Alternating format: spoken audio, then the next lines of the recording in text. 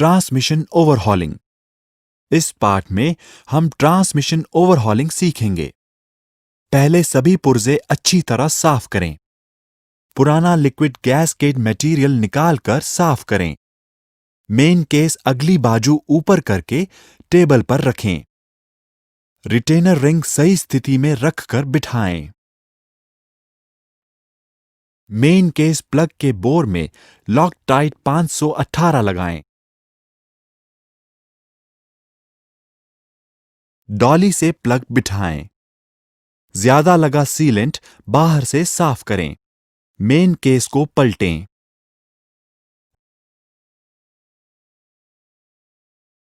Retainer ring पर spacer रखें। Counter shaft का अगला बियरिंग कप इंस्टॉलर से बिठाएं।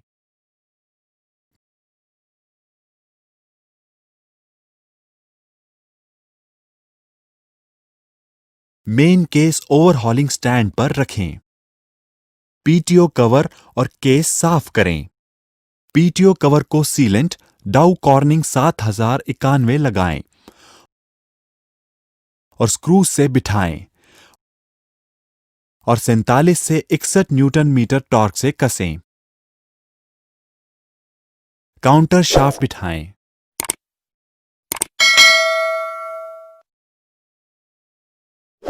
काउंटर शाफ्ट को घुमाकर अगला बियरिंग कोन कप में बैठा है यह ध्यान दें। रिवर्स आइडलर गियर में हर एक दो नीडल बियरिंग्स के बीच एक स्पेसर रखकर ऑयल लगाएं।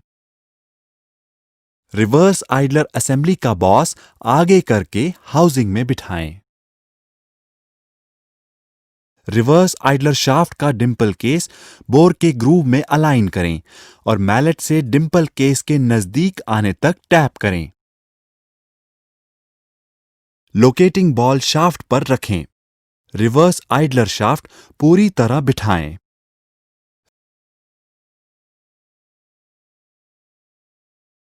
रिवर्स आइडलर गियर घुमाएं। स्पेशल टूल से counter shaft rear bearing cup case में बिठाएं।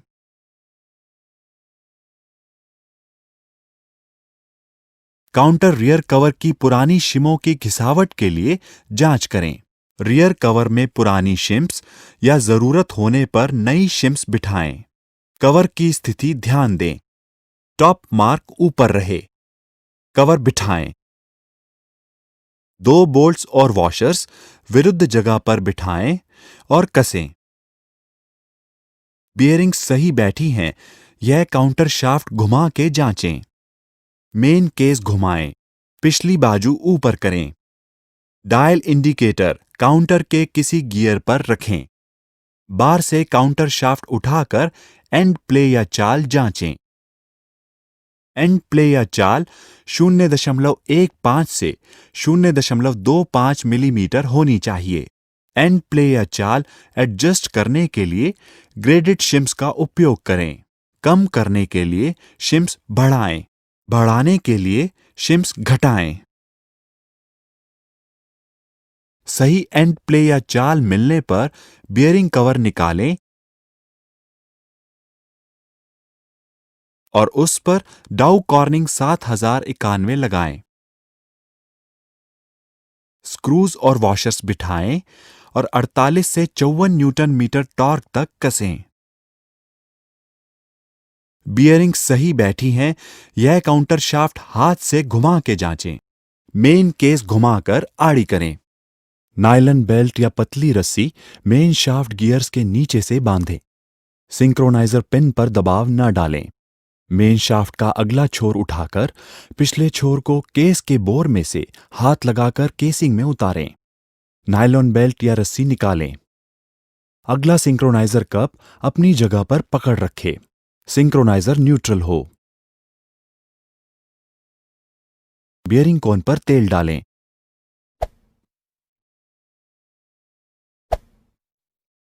इनपुट शाफ्ट असेंबली के बियरिंग कोन पर तेल डालकर उसे बिठाएं। अगला बियरिंग कवर टेबल पर खड़ा रखें। ऑयल सील को ग्रीस लगाएं। स्पेशल टूल से ऑयल सील बिठाएं।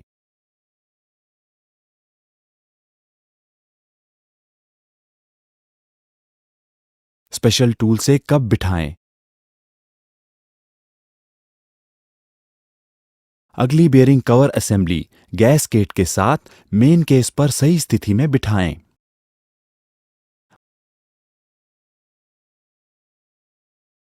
अगले कवर के स्क्रूज बिठाकर 21 से 33 न्यूटन मीटर टॉर्क से कसें। पिछला बियरिंग कवर टेबल पर खड़ा रखें।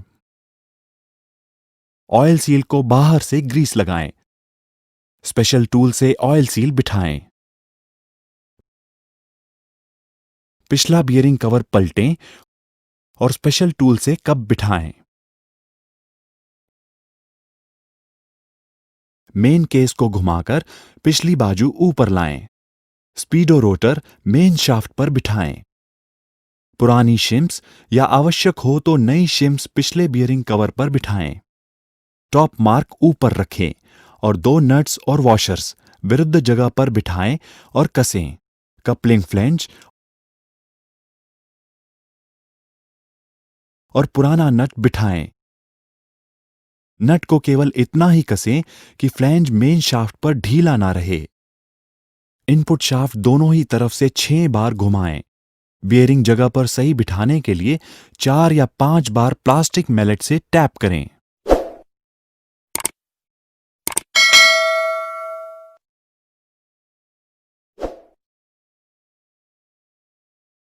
डायल इंडिकेटर शाफ्ट के छोर पर रखें। कपलिंग फ्लैंज ऊपर उठाकर एंड प्ले या चाल जांचें। एंड प्ले या चाल 0.15 से 0.25 मिलीमीटर होनी चाहिए। एडजस्ट करने के लिए ग्रेडेड शिम्स का उपयोग करें। एंड प्ले या चाल बढ़ाने के लिए शिम्स बढ़ाएं। एंड प्ले या चाल घटाने के लिए शिम्स निकालें। सही एंड प्ले या चाल मिलने पर कवर निकालें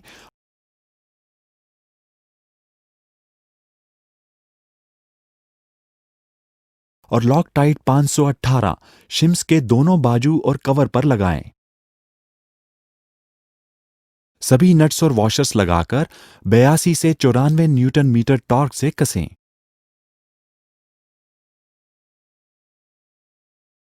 कपलिंग फ्लैंज से पुराना नट निकालें। नए नट के फ्लैट फेस पर लॉकटाइट 518 लगाएं और लॉक नट के थ्रेड्स पर लॉकटाइट 243 लगाएं और 407 से 474 न्यूटन मीटर टॉर्क से कसें। मेन केस घुमाकर हॉरिजॉन्टल स्थिति में लाएं। ध्यान रहे सभी नट्स सही कसे हों और मेन शाफ्ट आसानी से घूमे। स्पीडो सेंसर ब्रास के वॉशर के साथ लॉकटाइट 518 थ्रेड्स पर लगाकर बिठाएं और 34 से 47 न्यूटन मीटर टॉर्क से कसें। फिलर और ड्रेन प्लग निकाले हों तो उनके थ्रेड्स पर लॉकटाइट 262 लगाएं। फिलर प्लग 34 से 47 न्यूटन मीटर टॉर्क से कसें। ड्रेन प्लग 30 से 40 न्यूटन मीटर टॉर्क से कसें। सभी शिफ्ट बार्स न्यूट्रल स्थिति में लाएं। सिंक्रोनाइजर्स न्यूट्रल स्थिति में लाएं। नया गैसकेट मेन केस पर रखें। शिफ्ट बार हाउसिंग बिठाते समय ध्यान रहे कि योक्स सही सिंक्रोनाइजर पर बैठें।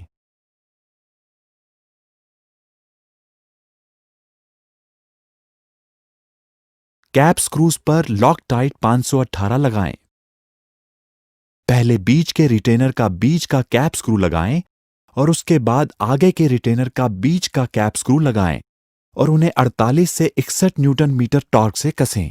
बाकी के कैप स्क्रूज लगाएं और 48 से 61 न्यूटन मीटर टॉर्क से कसें। ध्यान रहे शिफ्ट ब्लॉक्स के और योक के स्लॉट्स न्यूट्रल में अलाइन रहें। शिफ्ट बार हाउसिंग पर नया गैसकेट बिठाएं। शिफ्ट फिंगर को अलाइन करते हुए कंट्रोल हाउसिंग शिफ्ट बार हाउसिंग पर बिठाएं। कैप स्क्रूज को लॉक टाइट 518 लगाएं। कैप स्क्रूज लगाएं और 28 से 33 न्यूटन मीटर टॉर्क से कसें। क्लच हाउसिंग में क्लच शाफ्ट माउंटिंग बुशों की घिसावट के लिए जांचें। यदि आवश्यक हो तो बदलें। इंस्पेक्शन कवर साफ करें और किसी खरोंच के लिए जांचें। यदि आवश्यक हो तो बदलें। बुशों या बियरिंग्स के दोनों बाजू से हर तरफ 2 बुशों या बियरिंग्स डॉली की सहायता से बिठाएं।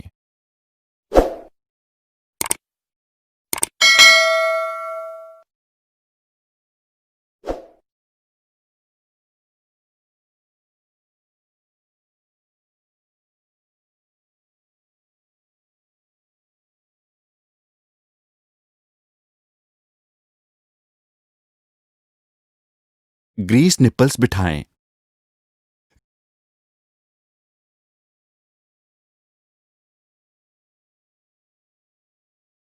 ग्रीस्ड फॉर लाइव बियरिंग्स को ग्रीसिंग की आवश्यकता नहीं है। जब भी क्लच क्रॉस शाफ्ट निकाला जाता है तभी नीडल बियरिंग्स जांचें। यदि आवश्यक हो तो उन्हें ग्रीस लगाएं। इंस्पेक्शन कवर स्क्रूज से बिठाएं और 7 से 10 न्यूटन मीटर टॉर्क से कसें। हॉइस्ट से उठाकर हाउसिंग को ट्रांसमिशन की अगली बाजू पर अलाइन करें। बोल्ट्स बिठाएं और 196 से 224 न्यूटन मीटर टॉर्क से कसें। नीचे दी हुई बातों की अवश्य जांच करें। इनपुट शाफ्ट घुमाएं और ध्यान दें कि रेडियल प्ले अत्यधिक न हो। सभी हार्डवेयर्स का टॉर्क जांचें। Reverse switch, neutral switch, स्पीडो sensor की सही इंस्टॉलेशन की जांच करें। लिफ्टिंग आइज सही जगह पर हैं, इसकी जांच करें। केस के थ्रेडिंग्स जांचें कि उन पर बर और खरोंच नहीं है। ब्रीदर सही बिठाया है, इसकी जांच करें। अनुमोदित ग्रेड का ट्रांसमिशन ऑयल भरें। इसी के साथ हमने ट्रांसमिशन असेंबली पूरी की।